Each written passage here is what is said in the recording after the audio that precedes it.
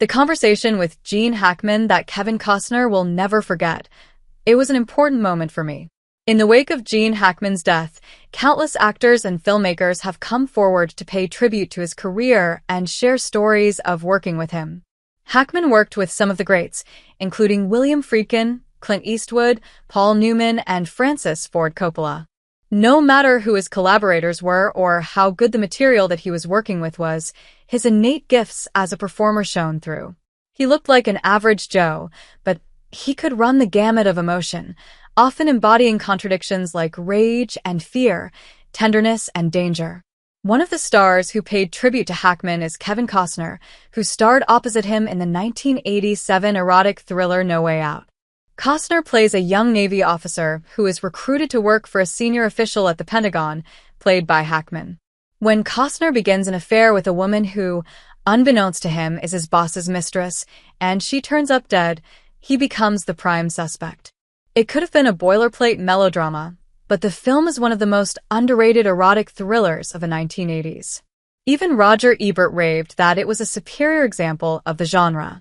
Part of that is down to the script, which is far cleverer and more airtight than many other films of its ilk. But much of it has to do with the lead performances.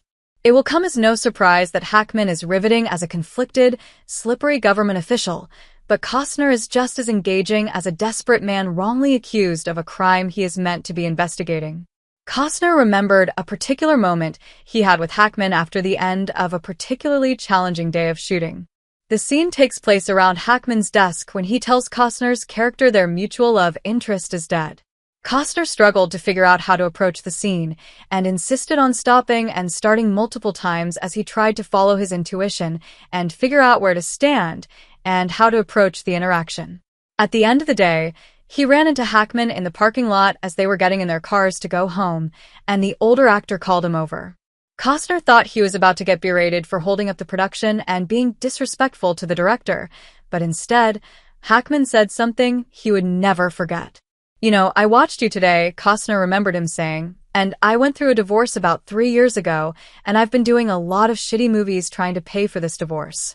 And I didn't feel about acting the way I felt for a long time. I watched you today, I used to feel like that. I was really happy to see you do that." He got in his car and drove away, leaving the young actor stunned. "It was a really important moment for me," Costner remembered.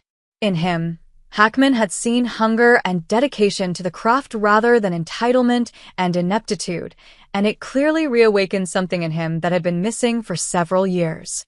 The two actors were at very different stages in their careers at that moment. Costner had yet to stake his claim in Hollywood with Dances with Wolves, while Hackman had already won an Oscar and been one of the industry's greatest talents for 2 decades. Interestingly enough, however, both men were on the cusp of some of their greatest success. For years later, Costner defied all expectations by winning the Best Picture and Best Directing Oscars for Dances with Wolves, and 3 years after that, Hackman won his second Oscar for his unparalleled performance in Unforgiven.